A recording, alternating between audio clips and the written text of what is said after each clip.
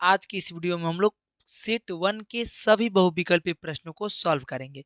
तो हमारे पास पहला बहुविकल्पी प्रश्न दिया है का कि एक परिमेय संख्या और एक अपरिमेय संख्या का योग होगा।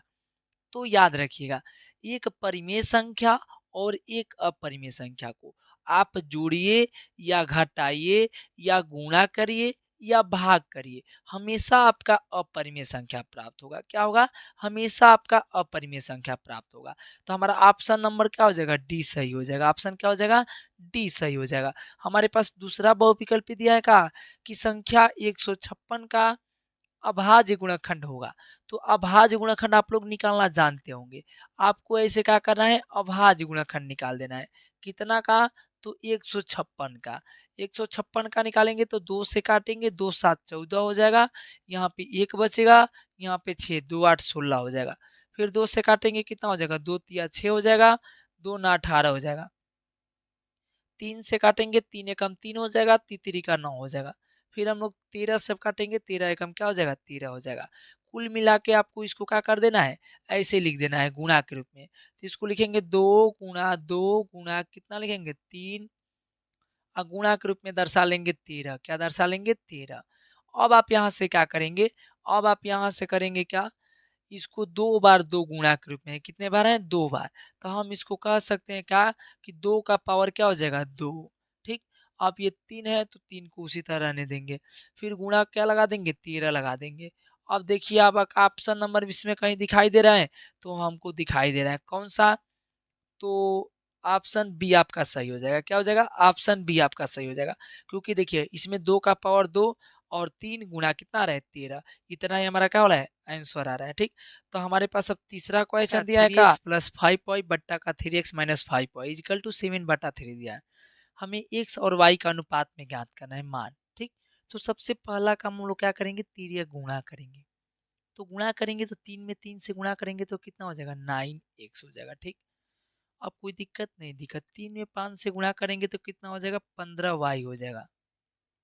इजिकल टू 7 में 3 से गुणा करेंगे कितना हो जाएगा? 21x हो जाएगा। ठीक। 7 में 5 से गुणा करेंगे तो कितना हो जाएगा? 35y हो जाएगा। हमारे पास कितना हो जाएगा? 35y हो जाएगा। अब इसके बाद हम लोग क्या करेंगे? एक्स वाला को एक तरफ और वाई वाले को एक तरफ करेंगे। ठीक। हाँ, दोनों को एक तरफ करेंगे और ये दोनों को क्या करेंगे? वन साइड करेंगे। तो हमारे पास 9x इधर है तो 9x को रहने देंगे। इसको लाएंगे इधर तो कितना हो जाएगा? माइनस का 21x हो जाएगा। ठीक। इजिकल टू 35y है तो 35y, माइनस का है तो माइनस का रखेंगे। ये उधर जाएगा तो माइनस का 15y हो जाएगा। कोई दिक्कत नहीं, दिक्कत। अब 21x में से 9x को क्या करेंगे? माइनस करेंगे। तो कितना हमारे पास बचेगा? हमारे पास हो जाएगा यहाँ पे कितना? 21 में से घटाएंगे 9 को घटाएंगे तो कितना हो जाएगा? 11 में से 9 जाएगा 2 और यहाँ पे कितना हो जाएगा? 1। 11 एक्स हो जाएगा। माइनस कितना हो जाएगा? 11 एक्स इजिकल टू अब 15 और 35 को जोड़ेंगे तो कितना हो जाएगा? माइनस का 50 वाई हो जाएगा। माइनस माइनस दोनों तरफ है, क्या हो जाएगा? कट जाएगा। अब हम लोग अनुपात के रूप में लेंगे तो एक्स को इधर रहने देंगे, वाई को इधर लाएंगे तो अनुपात ऐसे कर देंगे। ठीक। अब 50 उधर है तो उधर रहने देंगे। ये 12 गुणा है तो इधर जाएगा तो क्या हो जाएगा? भाग हो जाएगा। अब हम लोग क्या करेंगे? काट देंगे इसे। 2 से काटेंगे तो कितना हो जाएगा? ये 25 हो जाएगा। ये 2 से काटेंगे तो कितना हो जाएगा? 6 हो जाएगा। कुल मिला के आपके पास आंसर कितना हो जाएगा? यहाँ पे एक्स और वाई अनुपात के रूप में रखेंगे तो क्या हो जाएगा हमारे पास? 25 अनुपात कितना हो जाएगा? 6 आंसर हो जाएगा। कुल मिला के आपका ऑप्शन नंबर कितना हो जाएगा? पहला सही हो जाएगा। क्या हो जाएगा? पहला आपका ऑप्शन क्या हो जाएगा? सही हो जाएगा। चौथा क्वेश्चन दिया है का समीकरण 3x स्क्वायर क्या दिया है? समीकरण 3x square minus 2x plus का 1/3 इजिकल टू 0 दिया है। समीकरण का विविक्तर निकालना है। तो देखिए, विविक्तर निकालने के लिए सबसे आसान एक सूत्र होता है। आप लिख देंगे बी स्क्वायर माइनस 4ac। क्या होता है? विविक्तर बराबर सूत्र होता है बी स्क्वायर माइनस 4ac। अब ये ए बी और सी ये कहाँ से आएगा? तो देखिए, आपका एक व्यापक रूप लिखना पड़ेगा। द्विघात समीकरण का एक व्यापक रूप होता है a x square plus b x plus c is equal to क्या होता है? 0। ये द्विघात समीकरण का एक व्यापक रूप है। इससे आप एक्स स्क्वायर तुलना करके ए बराबर क्या कह सकते हैं? 3 कह देंगे। ए बराबर कितना हो जाएगा हमारे पास 3 हो जाएगा। x x मिल रहा है तो यहाँ पर b बराबर कितना हो जाएगा -2 हो जाएगा। b बराबर आप क्या कह सकते हैं -2 लिख सकते हैं। अब c बराबर कितना लिख सकते हैं, c बराबर लिख देंगे 1 बटा कितना 3 हो जाएगा। अब यहाँ से ए बी सी का मान निकल गया। अब इस सूत्र पे रखेंगे पी स्क्वायर है तो बी के स्थान पे क्या है -2, -2 का क्या करेंगे स्क्वायर कर देंगे, -4ac, ए के स्थान पे कितना है 3, सी का स्थान पे कितना है 1 बटा कितना है 3, 3 से 3 काट देंगे, -2 का स्क्वायर करेंगे तो 4 हो जाएगा, 4 - 4 करेंगे तो कितना हो जाएगा 0 हो जाएगा। कुल मिला के आपका ऑप्शन नंबर क्या हो जाएगा पहला ए सही हो जाएगा। कोई दिक्कत नहीं दिक्कत। अब हम लोग 5वें प्रश्न को हल करें। हम लोग 5 नंबर क्वेश्चन को सॉल्व करेंगे। तो 5 नंबर क्वेश्चन में दिया है का कि निम्नलिखित सारणी का माध्य होगा। तो सबसे पहला काम इस क्वेश्चन को तो पहला आईएमपी बनाइए, क्योंकि ये सबसे महत्वपूर्ण क्वेश्चन है। ये तो 1 नंबर बहुविकल्पी में तो 100% आएगा और 2 नंबर में भी आता है। कितना नंबर 2 नंबर में भी आता है और 6 नंबर के क्वेश्चन में भी आता है। तो इसलिए ये क्वेश्चन क्या है सबसे आईएमपी क्वेश्चन है। ठीक, अब हमारे पास इसको हल करने से पहले इसे एक डायग्राम बना लेना है। जो आपको वर्ग अंतराल दिया है बारंबारता दिया है, ऐसे आपको वर्ग अंतराल की सारणी बना देना है और बारंबारता की सारणी बना देना है। अब हम लोग माध्य कैसे निकालेंगे, तो माध्य निकालने के लिए सबसे पहला काम आपका एक सूत्र होता है कि सिग्मा एफ एक्स और बट्टा सिग्मा एफ होता है। क्या होता है सिग्मा एफ होता है, यानी माध्य बराबर क्या होता है ये सूत्र होता है। तो हमारा सिग्मा एफ एक्स कहाँ से आएगा, तो ध्यान दीजिएगा यहाँ से हम लोग का सिग्मा एफ एक्स निकालेंगे और एफ क्या है तो ये है। अब ये मध्य मान क्या है तो इसको कैसे निकालेंगे, तो सबसे पहला काम ध्यान देना है जो भी हमारे पास वर्ग अंतराल दिया है वर्ग अंतराल को दोनों को जोड़ करके और 2 से डिवाइड कर देना है। कितना से 2 से डिवाइड कर देना है। 4 और 2 को जोड़ेंगे तो कितना हो जाएगा 6, 6 में 2 से भाग लाएंगे तो कितना हो जाएगा 3। आपका मध्यमान कितना हो जाएगा 3 हो जाएगा। 6 और 4 जोड़ेंगे तो कितना हो जाएगा 10, 10 का आधा करेंगे कितना हो जाएगा 5, 8 और 6 कितना हो जाएगा 14, 14 का आधा करेंगे कितना हो जाएगा 7, 10 और 8 जोड़ेंगे तो कितना हो जाएगा 18, 18 का आधा करेंगे कितना हो जाएगा 9, 12। देखिए यहाँ पे आपका मिस्टेक हो गया है 10 से 12 है। कितना है 10 से 12 है। देख लेते हैं एक बार क्वेश्चन में भी।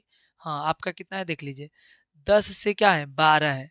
यहाँ पे देखिए आपका दिखाई दे रहा होगा 10 से कितना है 12 है। तो 10 से 12 है, यहाँ पर 12 12 लिखा गया था।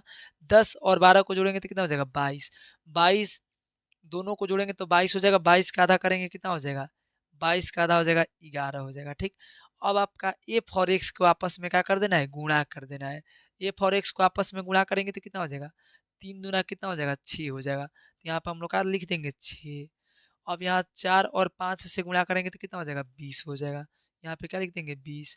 7 में 7 से गुणा करेंगे तो कितना हो जाएगा 49 हो जाएगा। 9 में 3 से गुणा करेंगे कितना हो जाएगा 27 हो जाएगा। 11 में 4 से गुणा करेंगे कितना हो जाएगा 44 हो जाएगा। यहाँ हम लोग क्या कर देंगे सिग्मा एफ एक्स को क्या कर देंगे जोड़ देंगे। जोड़ेंगे तो कितना हो जाएगा 9 6 15, 15 7 कितना हो जाएगा 22, 22 और 4 कितना हो जाएगा 26 का 6 कैरी 2 बचेगा। 4 2 6 4 10 2 कितना हो जाएगा 12। अब 12 2 कितना हो जाएगा 14। अब सिग्मा एफ एक्स को जोड़ेंगे तो सिग्मा एफ को मान को जोड़िए कितना हो जाएगा 4 3 7 7 14, 14 और 4 कितना हो जाएगा 18, 2 कितना हो जाएगा 20 हो जाएगा। कितना हो जाएगा 20 हो जाएगा। अब हम लोग क्या करेंगे सिग्मा एफ एक्स यानी सिग्मा एफ एक्स कितना है 146 है। डिवाइड कितना से करना है सिग्मा एफ से। सिग्मा एफ का मान कितना है 20 है।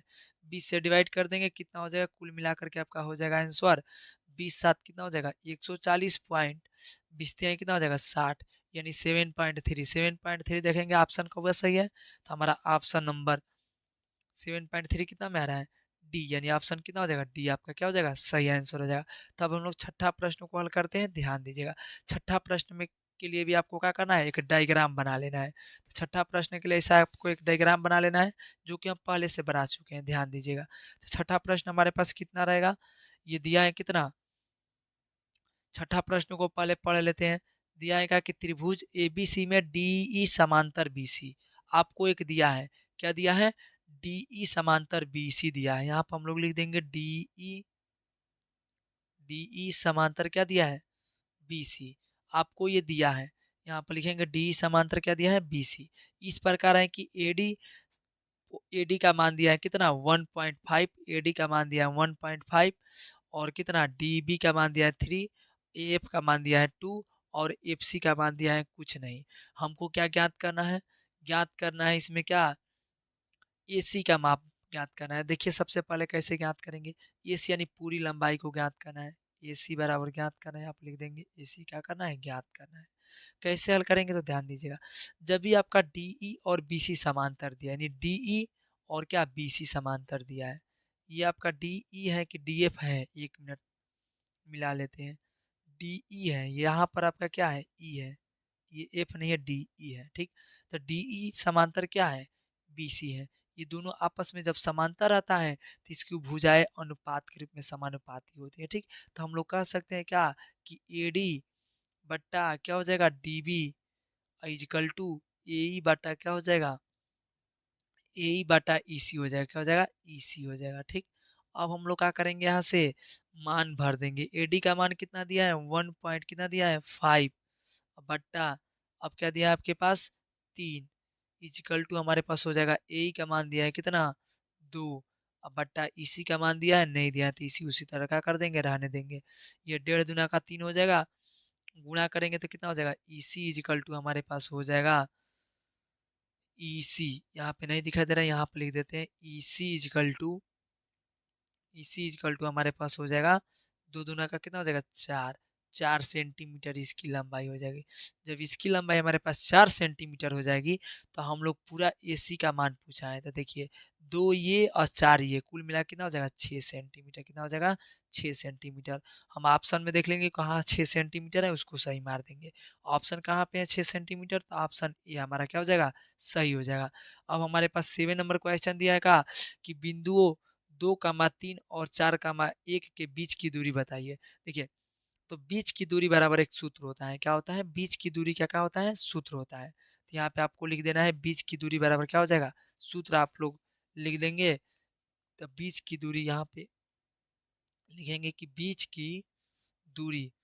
की दूरी का सूत्र होता है, रूट में लिखेंगे क्या, x2 - x1 का होल स्क्वायर, x2 - x1 का क्या हो जाएगा whole square, plus y2 - y1 का क्या हो जाएगा, होल स्क्वायर हो जाएगा, क्या हो जाएगा, होल स्क्वायर हो जाएगा।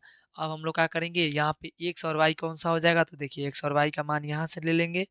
आपका क्या दिया है 2, 3 बिंदु दिया है, आप लिख देंगे बिंदु 2, 3 दिया है, और एक बिंदु कौन सा दिया है 4, 1, 4, 1। इसी दोनों बिंदु से आपका क्या निकल जाएगा, एक्स और वाई का मान निकल जाएगा। इसको हम कहेंगे x1, इसको कहेंगे y1, इसको कहेंगे x2, इसको कहेंगे y2। तो हमारा क्या हो जाएगा y2 माइनस x2 - x1 है पहले, तो x2 कितना है आपका 4, 4 में से 2 जाएगा कितना बचेगा 2, 2 का स्क्वायर प्लस, अब यहाँ से y2 - y1, तो y2 - y1, तो y2 कितना है 1 है, और 1 में से आपको क्या घटाना है 3 घटाना है। तो 1 में से आप 3 घटाएंगे तो कितना बचेगा आपके पास, 1 में से 3 घटाएंगे तो माइनस का 2 बचेगा। क्या लिख देंगे, माइनस का, यहाँ पे लिख देंगे माइनस का क्या 2 का होल स्क्वायर। अब इसको रूट में रख देंगे, 2 का स्क्वायर करेंगे कितना हो जाएगा 4, प्लस 2 का स्क्वायर करेंगे कितना हो जाएगा 4। अब इसको रूट में ही रहने देंगे, 4 4 कितना हो जाएगा 8 हो जाएगा, कितना हो जाएगा 8 हो जाएगा। अब 8 का अंडर रूट करेंगे तो आपका गुणा के रूप में हो जाएगा 2 × 2 × 2, 2 आपका क्या हो जाएगा एक बाहर निकल जाएगा, तो 2 अंडर रूट क्या हो जाएगा 2। यही आपका ऑप्शन क्या हो जाएगा सही हो जाएगा, जो कि हमारा कौन सा ऑप्शन सही हो जाएगा इसमें, ऑप्शन नंबर क्या है, ये है बी ऑप्शन आपका क्या हो जाएगा सही हो जाएगा। तो अब आप लोग को 8वां प्रश्न यानी अगले वीडियो में करेंगे। इसी के साथ जय हिंद दोस्तों।